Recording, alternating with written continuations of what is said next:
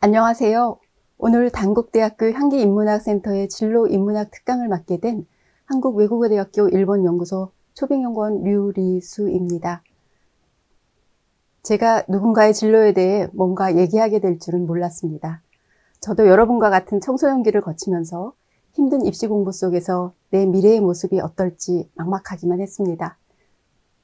입시에 떨어진 경험도 있고 굳이 대학에 가지 않더라도 책을 스스로 많이 읽어서 지식과 지혜만 쌓아가면 되는 거 아닐까 생각했던 적도 있었습니다.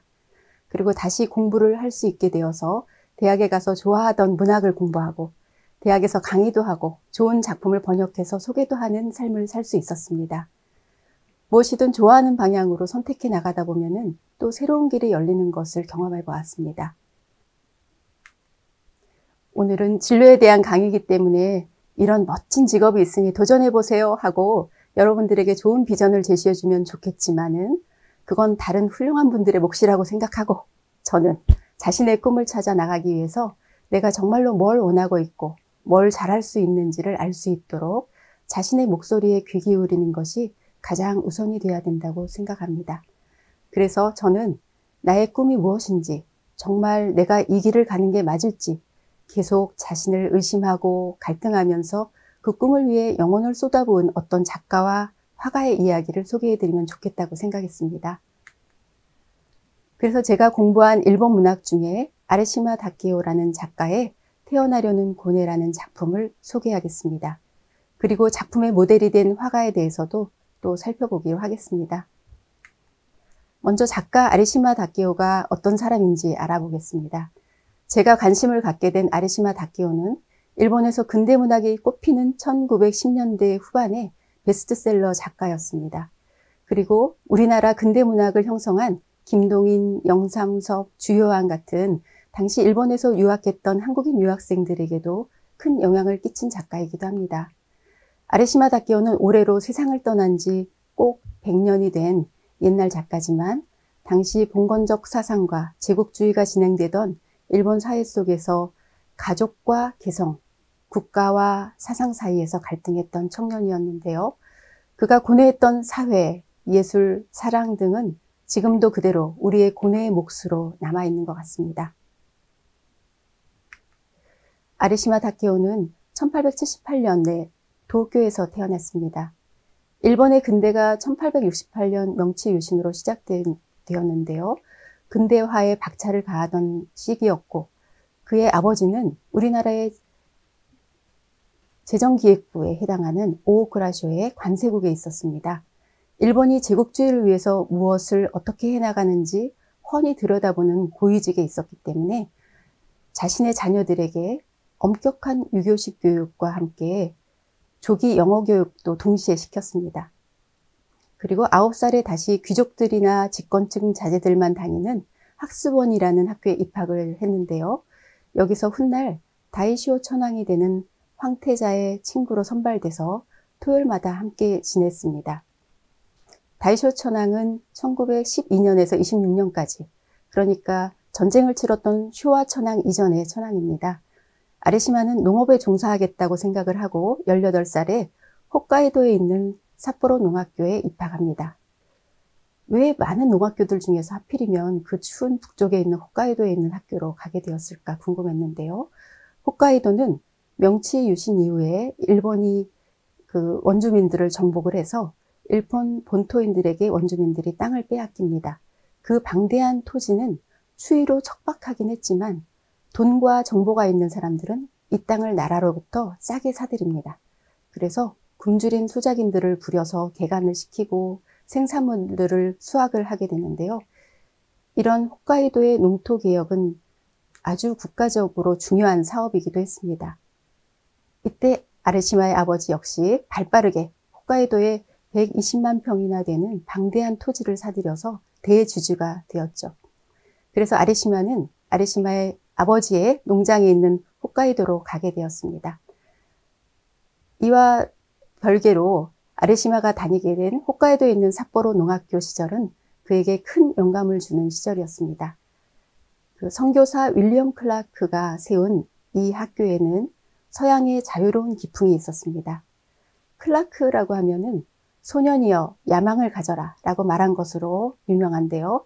그의 제자인 우치무라 칸조는 훌륭한 일본 기독교의 지도자가 됩니다.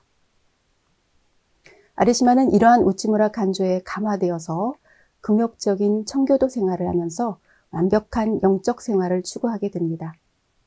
그렇지만 인간은 정신만 있는 게 아니라 육체도 함께 가지고 있죠. 그래서 밥도 먹어야 되고 잠도 자야 되니까 금욕적인 생활을 하면 할수록 그 정신 속에서 육체적인 욕망이 더 강하게 솟구치게 되는 거죠. 그래서 아리시마의 내면은 신과 악마, 영혼과 육신으로 분열되면서 갈등하게 됩니다. 이러한 갈등은 미국으로 유학을 가게 돼서 더 심각해집니다.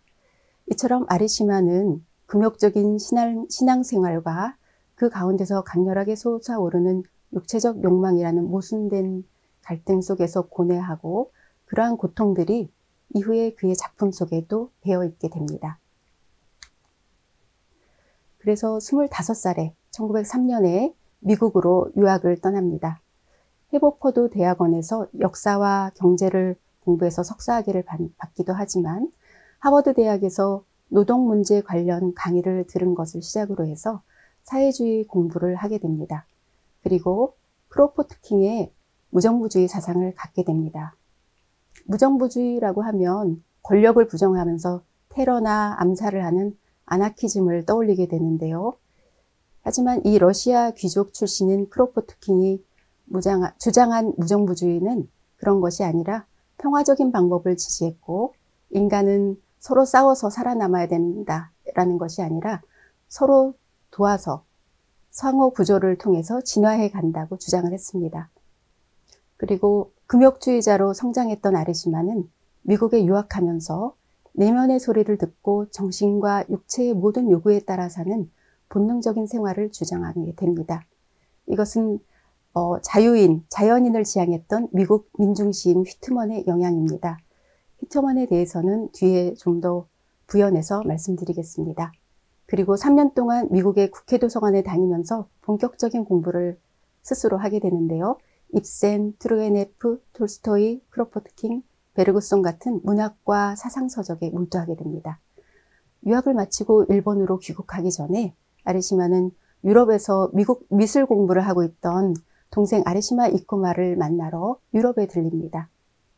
아리시마는 동생 이쿠마가 그림 공부를 할 수 있도록 아버지에게 간절히 청해서 자신의 생활비를 줄여서라도 동생을 그림 공부를 시켜달라고 부탁을 하고 자기도 더 절약을 하고 아르바이트까지 했었다고 합니다.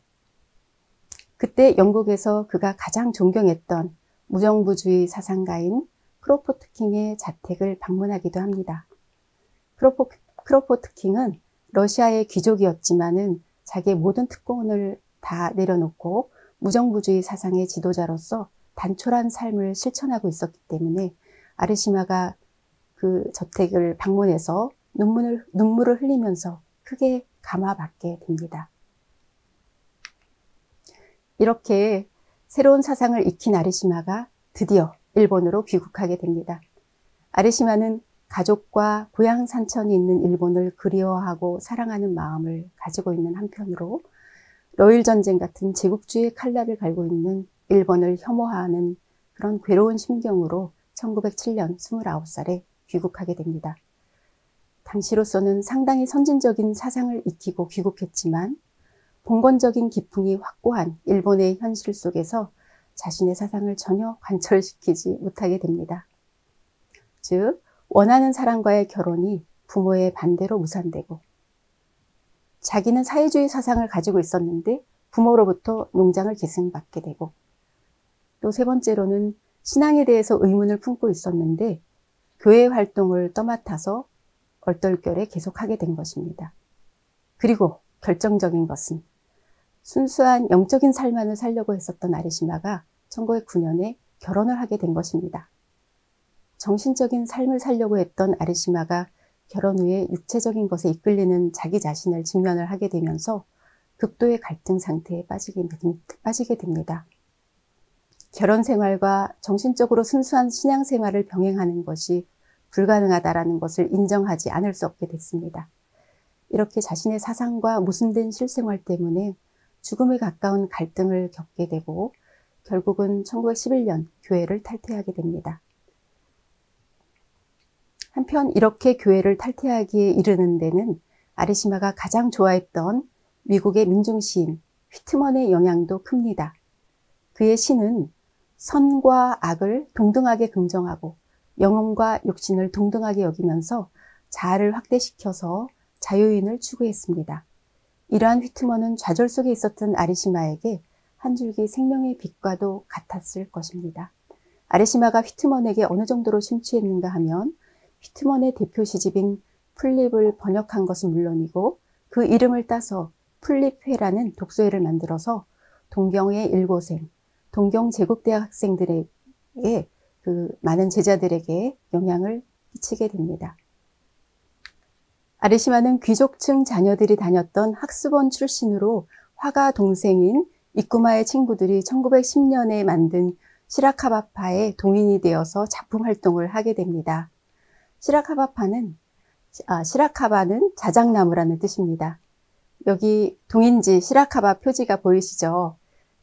시라카바라는 동인지는 1910년, 1923년까지 간행되었는데요. 이상적인 인도주의를 내걸고 생명력, 자아존중, 자기해방을 주장하면서 1910년, 20년대까지의 문학계를 이끌었습니다. 처음에는 부잣집 도련님들이나 하는 심심풀이니까 얼마 못 갈 거다라고들 생각을 했는데요. 그런 우려와 달리 뭔가를 목적으로 하지 않고 오로지 예술만을 위한 동인지였기 때문에 20년간 일본의 문학계의 주류를 이루게 됩니다. 왜냐하면 그들은 서구의 근대 사상을 공부하면서 톨스토이즘, 사회주의, 기독교 사상의 세례를 받았기 때문에 그 사상과 자신의 부유한 출신 사이에 모순된 괴리에 고뇌합니다. 이런 순수한 이상주의자들이 처절하게 고통한 끝에 계급을 초월해서 긍정적이고 낙관적으로 시대를 이끌어가는 문학을 이루었다고 평가받고 있습니다. 그 이전 자연주의 문학자들이 먹고 살기 위해서 글을 썼다면 시라카바파는 자아를 최대한 충실하게 하기 위해서 문학에 종사한 예술 지상주의자라고 볼 수도 있습니다.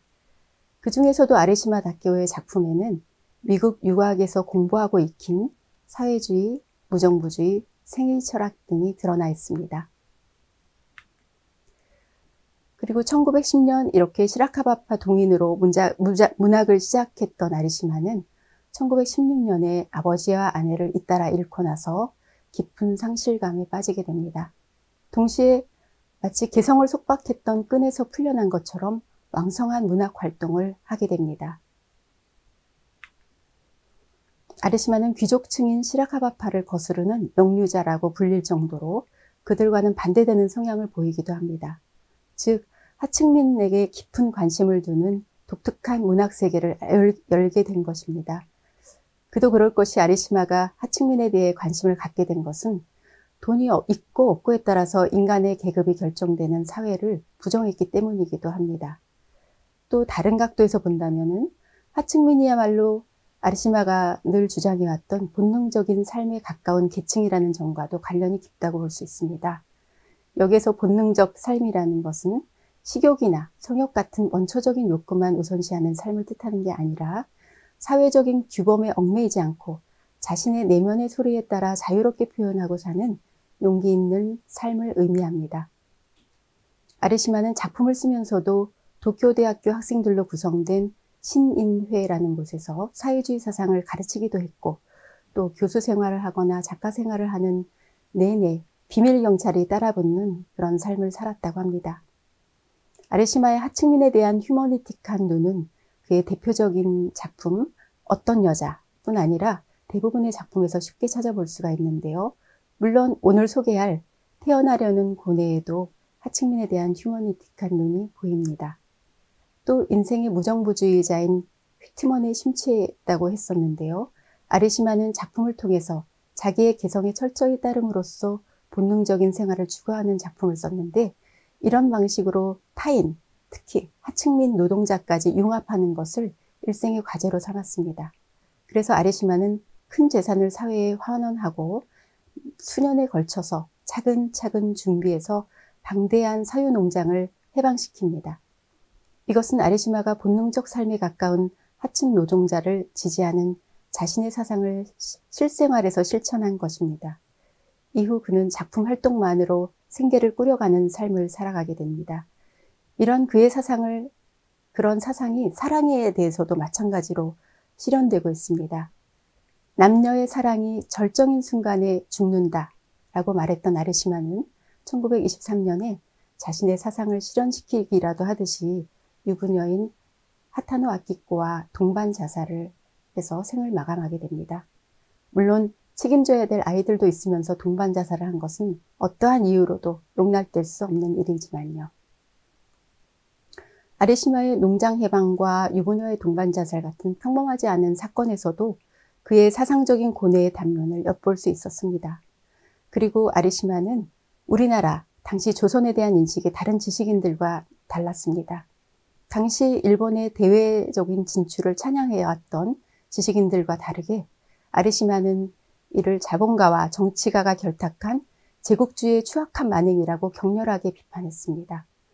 그렇지만 사회주의자를 대거 처형했던 1910년대의 대역사건 이후로는 대외적으로 국가를 공개적 비난을 할 수 없었기 때문에 일기나 편지에만 적을 수밖에 없었습니다. 아르시마는 조선에 대한 일본 정치가의 파렴치를 부끄러워하는 편지를 쓰고 또 헤이그 밀사 사건이 발각돼서 고종황제가 퇴위한 사건에 대해서 3,500여 자의 긴 일기에서 일본의 정치가, 사업가, 군인을 격렬하게 비난했고 또 조선 백성들이 봉기를 일으켰을 때 봉기를 진압하겠다는 구실로 일본군이 조선으로 출병하는 것을 마음 아파하는 일기를 쓰기도 했습니다. 이처럼 아르시마는 교회를 탈퇴한 배교자였고 제국주의를 추진하는 일본을 반대하는 반역자, 그리고 사회의 인습을 거부하는 개인주의자, 즉 이방인이라는 비난도 받고 있었지만은 시대에 앞서 생각하고 앞서 고민하고 죽어간 사도적인 인물이라고도 볼 수 있습니다. 아르시마의 문학과 사상에 대해 알아보았는데요. 아르시마는 그림에도 큰 관심과 재능을 가지고 있었습니다. 아르시마는 자신의 일화를 동화로 만든 작품 한 송이 포도의 첫 문장은 나는 어렸을 때 그림 그리는 걸 좋아했습니다. 로 시작이 되는데요. 화가가 된 동생 이쿠마는 정말로 형이 어려서부터 그림을 좋아했고 자연의 형태에 대한 기억력이 아주 뛰어나서 한 번 본 것은 나중에 거의 정확하게 그려냈다고 말하고 있습니다. 유학 후에 예전 삿포로대학, 당시 동북제국대학에서 교수로 지낼 때는 학교의 검은 백화위라는 뜻의 구로 유리카이라는 그림 동아리를 만듭니다. 그 전시회 때 아르시마가 굉장히 노력을 해서 힘을 써서 로댕의 조각 작품 3점, 데생 3점을 전시하기도 하고 렘브란트의 판화를 전시하기도 할 정도로 미술에 아주 열정을 쏟았습니다. 그리고 1917년에는 밀레 예찬이라는 글을 썼고 그 다음 해 1918년에는 화가가 되려고 고뇌하는 청년 이야기, 즉 태어나려는 고뇌를 씁니다. 그럼 아르시마가 직접 그린 그림을 몇 점 함께 보도록 하겠습니다. 지금 보이는 작품에서 왼쪽의 성스러운 프란시스의 그림은 유학을 떠나는 해에 그린 그림이고 오른쪽의 그림은 유학을 마치고 유럽 여행 중에 대형 박물관에서 작품을 보고 모사한 것입니다. 그리고 이것도 영국에서 템즈강 타워 브릿지를 그린 것이고 또 이 영국 템즈강 풍경입니다. 이 다음은 같은 영국 템즈강 풍경을 수채화로 색다르게 표현하고 있습니다. 이것은 미국 유학과 유럽 여행을 마치고 귀국길에 대서양의 파도를 그린 그림입니다. 옛날에는 배로 여행을 해야 되기 때문에 돌아오는 길에 인도 동남아를 들리면서 오게 되는데요. 이 그림은 외국 항구에서 본 인부의 모습입니다. 이것은 인도 부인의 앞모습과 뒷모습을 그렸습니다. 이것은 싱가포르의 경찰, 환전인, 노동자를 그렸고 또 오른편에는 콜롬보항의 행상인을 그렸습니다. 이것은 1909년에 아르시마가 대학에서 만든 구로 유리카이라는 미술 동아리 학생들의 모습을 그렸네요. 그리고 오른쪽은 1914년에 그린 들매나무 숲이라는 그림입니다. 이제 앞서 살펴봤던 아리시마는 아버지와 아내를 잃고서 학교를 그만두고 1917년부터 작가로의 생계를 꾸려가는 삶을 살아가게 되는데요. 그의 작품 중에 그림과 관련된 작품이 바로 태어나려는 고뇌입니다. 작가가 주인공이 되어서 한 어부 화가 지망생에 대한 이야기를 하고 있습니다. 어부인데 화가가 되고 싶어 한다는 거죠. 그런데 이 작품 속의 작가는 바로 아리시마 자신이라고도 볼 수 있습니다. 왜냐하면 이 어부화가 지망생은 바로 아리시마와 실제로 만났던 기다 긴지로라는 인물을 모델로 하고 있기 때문입니다. 이 작품은 내레이터로 나오는 문학자인 나와 화가를 지망하는 기모토가 생활과 예술 사이에서 번민해온 것을 상상해서 쓴 액자소설 형태를 취하고 있습니다. 작가가 화가 이야기를 하나의 완성된 작품처럼 액자 안에 넣은 소설이죠. 그럼 먼저 작품의 줄거리를 알아보겠습니다. 문학자의 길로 들어선 주인공은 자기의 일을 신성한 일로 여기고 인류의 의지를 담은 예술 세계를 만들어가려고 애를 씁니다. 어느 날 문학자인 주인공이 취미로 그린 그림을 전시한 것을 보고 한 학생이 자기가 그린 그림을 들고 찾아옵니다. 그림을 보여주면서 제가 화가가 될 수 있겠습니까? 하고 당돌하게 묻습니다. 무척 잘 그린 그림이긴 하지만 한 사람의 운명을 자기의 말 한마디로 결정짓게 할 수도 없습니다. 그 학생은 더 좋은 그림을 그려오겠다며 돌아갑니다. 그로부터 10년 후에 어느 날 비린내가 진동하는 우편물이 도착합니다. 그 안에는 탄광과 깊은 산의 풍경이 담긴 목탄 화가 있었습니다. 나는 해냈구나 하고 감동하고 그 화가 지망생이었던 기모토를 만나기로 합니다.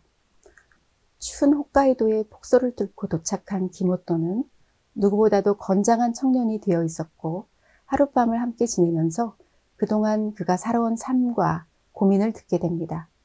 이제부터는 기모토의 이야기를 듣고 상상해서 그의 이야기를 액자 속에 쓰게 됩니다. 기모토는 가세가 기울어서 학교를 중퇴하고 고향 이와나이로 돌아가서 집의 가업인 어부 생활을 함께 할 수밖에 없었습니다. 어부 생활을 하면서 그림을 그리지 못하고 있는 현실을 온전히 받아들이지 힘들었기 때문에 함정에 빠진 짐승처럼 초조해했고 다른 어부들 사이에서 뭔가 음모라도 꾸미고 있는 것처럼 이방인 같은 마음으로 살아야 했습니다. 하지만 나이든 아버지와 병든 형 그리고 사랑하는 여동생을 먹여 살리기 위해서 힘든 어부 생활을 해야 했습니다. 어부 생활을 하면서 거친 풍랑으로 목숨을 잃을 뻔한 적도 있습니다. 이렇게 극심한 노동으로 지친 생활 속에서도 그림에 대한 강렬한 열망은 언제나 그를 괴롭힙니다. 기모토는 1년에 하루 이틀 어렵게 시간을 내서 산속에서 그림을 그리러 갑니다. 그는 시시각각 아름다운 모습으로 말을 걸어오는 자연과 일체가 되어 모라의 경지에 이르지만 다시 현실 세계로 돌아가야만 합니다. 기모토는 예술 세계와 가족을 부양해야 하는 현실 생활 사이에서 내 그림이 가족을 희생시킬 만큼 그 정도의 재능일까 하고 자기의 재능을 의심하는 고통을 겪습니다. 이러한 자신의 이중생활을 마치고 싶어서 자살을 기도하기도 합니다. 다시 액자 밖에서 문학자인 나는 이 지구의 가슴속에 감춰져서 태어나려고 하는 자의 고뇌를 기모토로 인하여 느낍니다. 그리고 스스로 번민하고 최상의 길을 찾아 나가기를 바라며 기모토에게 봄이 오기를 축원합니다. 여러분은 이 작품의 줄거리를 들으면서 두 예술가가 왜 고통스러워하는지 조금은 이해가 가셨나요? 그럼 먼저 문학자가 예술가로서 태어나려는 고뇌를 인용문을 통해 살펴보겠습니다. 뒤틀려 꼬이려는 나의 마음을 세게 후려치고 가능한 한 평온하고 올바른 밝은 세계로 나와서 거기에 자신의 예술의 궁전을 쌓아 올리려고 발버둥 치고 있었다.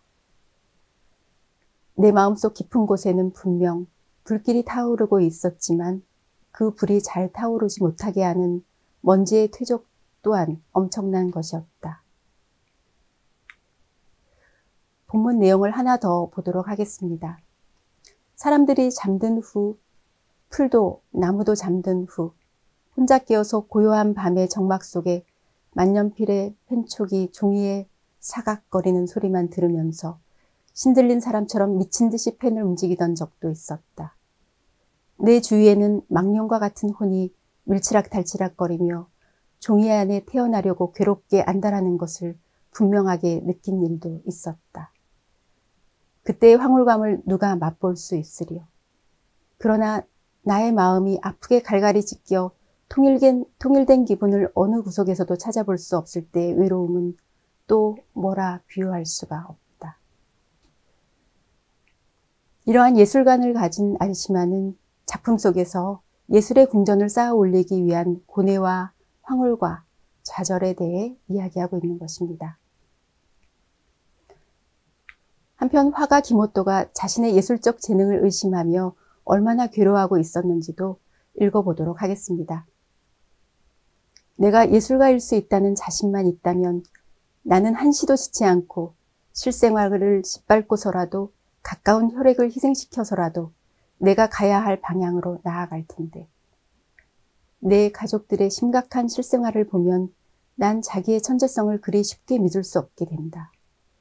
모두들 그토록 진심으로 만족하며 하루하루를 지내고 있는데 나만은 마치 문모라도 꾸미고 있는 것처럼 내내 어두운 마음으로 살지 않으면 안 되는 것이다.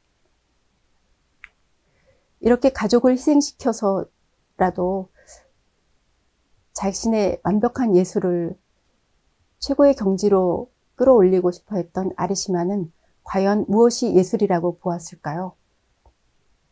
아리시마는 순수한 본능이 작용을 하게 되면 사랑이 되고 그 사랑이 스스로 자신을 표현하기 위해서 번민하다가 창조한 것이 예술이라고 했습니다.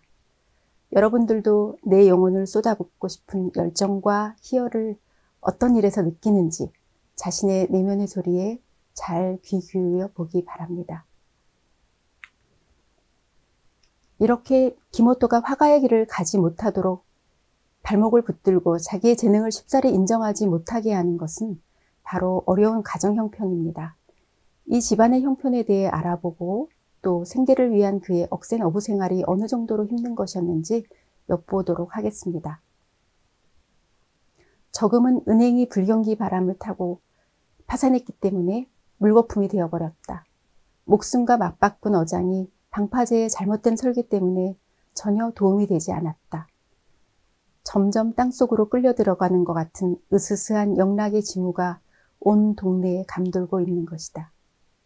반반하게 생긴 나이 찬 계집은 시집 갔단 소리도 없이 자취를 감춰버리는 집도 있다.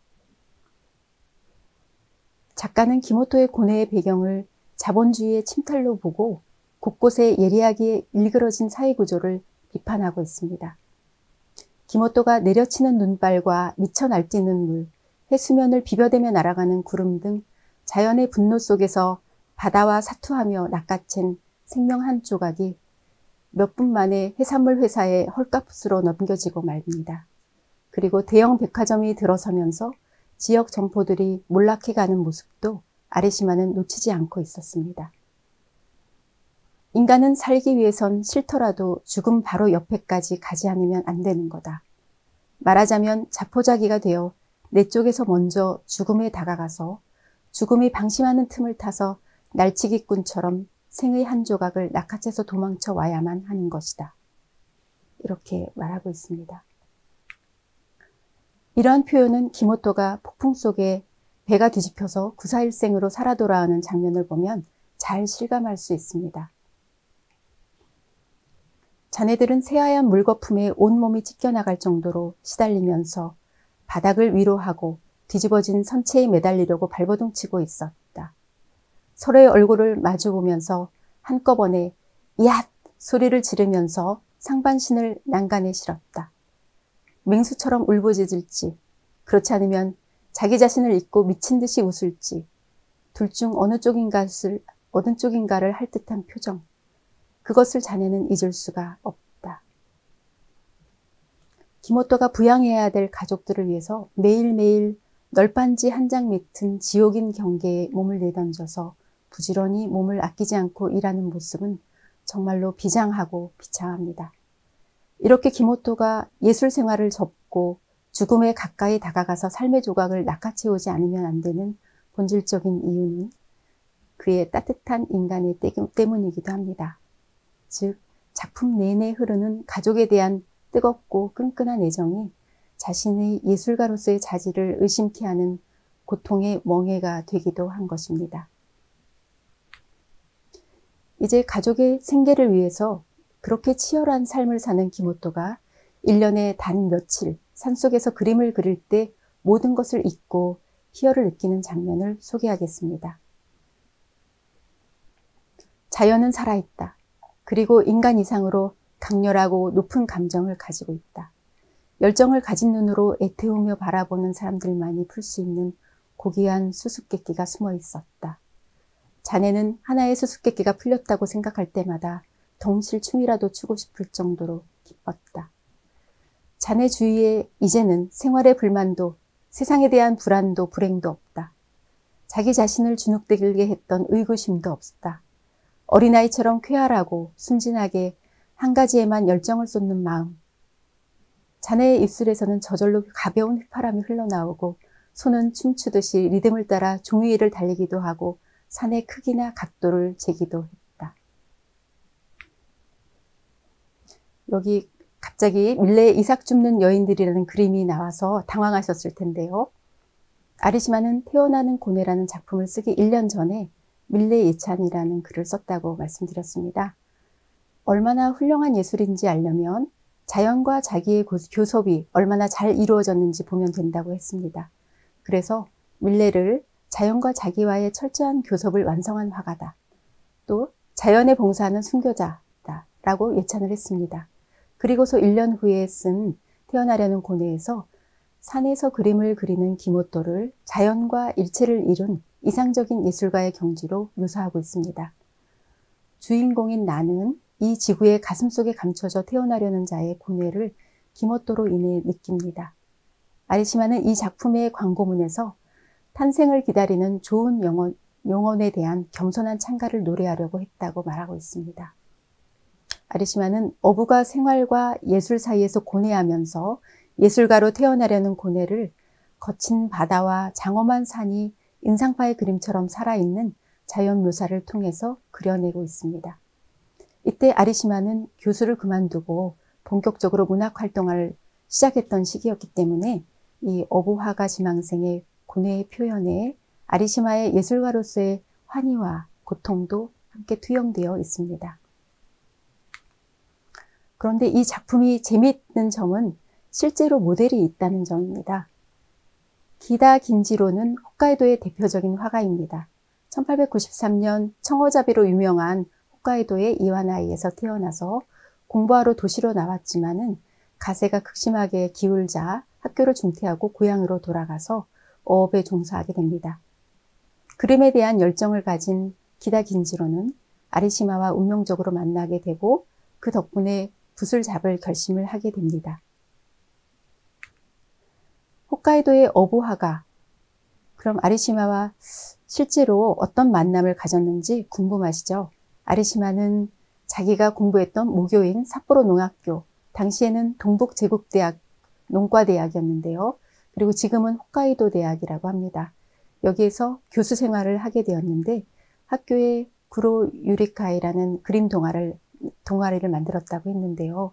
마침 학교를 중퇴하고 이와나이로 돌아가게 된 기다가 구로 유리카이 전시회에서 아리시마의 그림에 깊은 감명을 받게 되고 자기가 그린 그림을 들고 아리시마 집을 찾아옵니다.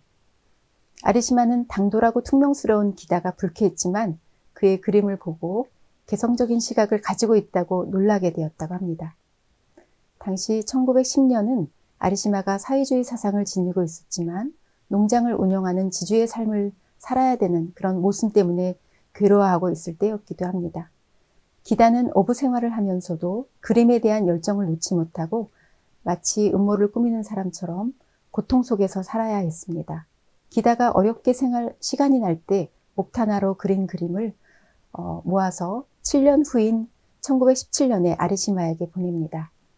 아리시마는 그 그림을 보고 진정한 예술가만이 그려낼 수 있는 심각한 자연의 추상이라고 놀랬고 또 동봉되어 온 편지에서 산은 물감을 듬뿍 묻혀서 산이 지상으로부터 하늘로 솟아오르고 있는 것처럼 그려보고 싶다는 문장을 보고 훌륭한 자연에 대한 육박이라고 느꼈다고 합니다. 이때 기다는 아리시마에게 도쿄에 가서 적당한 일을 하면서 그림 공부를 하고 싶다 이렇게 말을 했더니 아리시마는 그 지역에 있으면서 그 땅의 자연과 사람을 충실히 열심히 바라보는 편이 좋다고 확고하게 답했다고 합니다. 그러한 아리시마의 답변에 기다는 세상이 갑자기 밝아진 느낌을 받았다고 합니다. 그래서 기다는 억센 어부 생활을 하면서 이와나이 주변의 자연을 그리는 생활을 병행하게 됩니다. 다음해 1918년에 아리시마는 기다의 예술 세계에 대한 갈망과 번뇌를 자기 자신에게 투영해서 태어나려는 고뇌를 발표합니다. 아리시마는 기다의 소묘 전시회를 열어주고 그 수익금을 기다에게 전해줘서 그 돈으로 기다는 유화도구를 장만하기도 합니다. 이 사진은 1921년에 아리시마가 기다에게 편지와 함께 보낸 사진입니다. 이렇게 두 사람은 서로의 집을 방문하기도 하고 친교를 나누었지만 1923년 갑자기 아리시마가 죽게 되자 그로 인해서 충격을 받게 된 기다는 병행해왔던 어부를 그만두고 그림에만 전념하는 생활을 하게 됩니다. 그러다가 뒤늦게 60세에 첫 개인전을 하게 되지만 다음 해에 이와나이에 일어난 큰 불로 인해서 그의 작품 1500여 점을 다 잃게 됩니다. 하지만 더 놀라운 것은 그 후에 더 정력적으로 창작을 계속해서 더 훌륭하고 독자적인 화풍을 개척한 것으로 평가받고 있다는 것입니다. 앞에서 인용문에서 어부화가가 기모토가 그림을 그릴 때 느끼는 환희를 함께 읽어보았는데요. 그렇다면 실제 모델이 됐던 기다 김지로가 그린 그림은 어떤지 궁금하시죠? 여기에 있는 왼쪽 그림은 기다가 아리시마를 만났던 해에 1910년에 그린 지붕들이 보이는 풍경입니다. 오른쪽 그림은 산과 나무가 있는 풍경인데요. 이 그림은 아리시마를 7년 후에 다시 만나게 되었을 때의 그림이네요.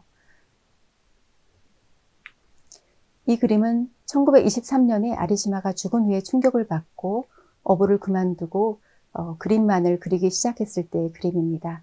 고향 이와나이를 그리되 빛의 미묘한 효과를 표현한 인상주의적인 그림을 그리기 시작합니다. 이 그림은 제가 아주 마음에 들어하는 바다라는 작품인데요. 기다가 40살이 되면서부터 이렇게 바다를 모티브로 한 그림을 그립니다.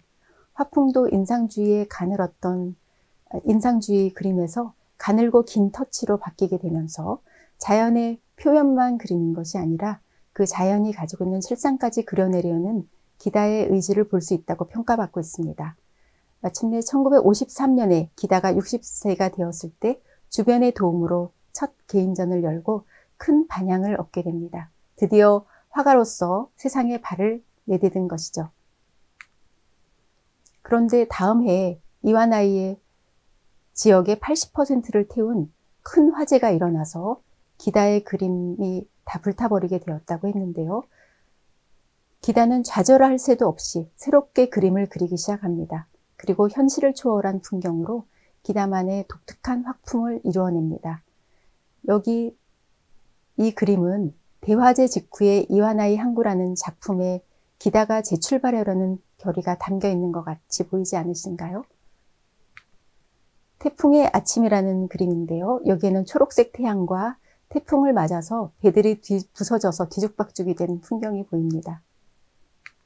그리고 이와나이의 산을 그렸고요. 또 1959년에는 지방 순례전을 성공적으로 마치고 화가로서 원숙기를 맞았다고 합니다. 그래서 격렬하게 보이는 색과 선으로 구성되고 더욱 밝아진 그림을 보여주고 있습니다. 자연의 표현적인 모습을 그리지 않고 자연과 마주쳤을 때 받는 감동을 직접 그려 넣어서 독자적인 화풍을 완성했다고 합니다. 또 물가에서 말들이 풀을 뜯는 그림도 목가적이라서 한번 올려보았습니다. 자, 이제 그림을 잘 보셨나요? 이 작품들은 실제로 어부로 살면서 화가를 꿈꿨던 기다 긴지로를 모델로 한 작품이었습니다. 여기에는 생활이냐 예술이냐라는 고민이 담겨 있는데요. 요즘의 현실 세계로 본다면은 현실적인 부유를 추구할 것이냐 아니면 내가 하고 싶은 일을 할 것이냐라는 젊은이의 고뇌를 담고 있습니다. 이러한 인류 공통된 주제를 담고 있기 때문에 이 작품이 시대를 초월해서 많은 사람들의 마음을 끌어당기는 힘을 가지고 있는 것 같습니다.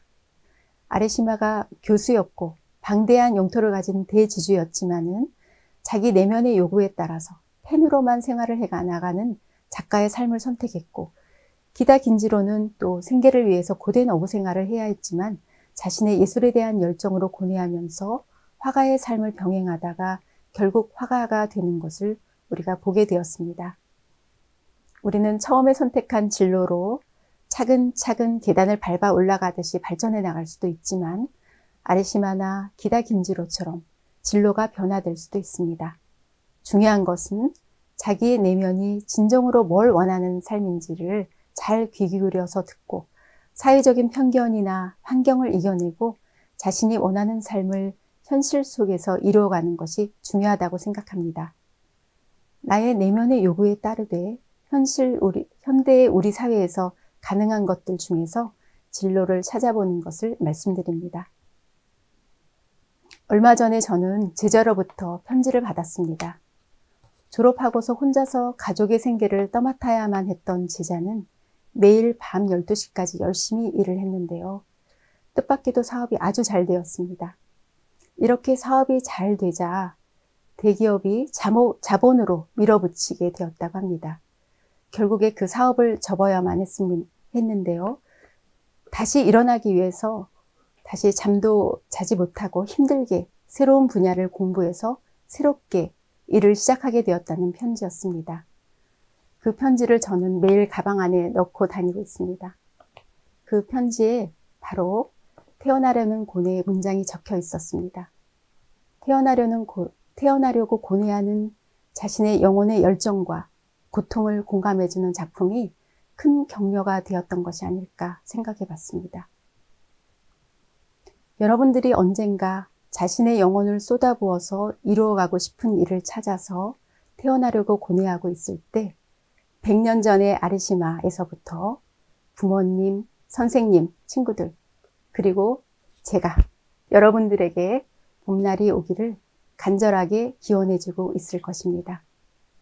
감사합니다.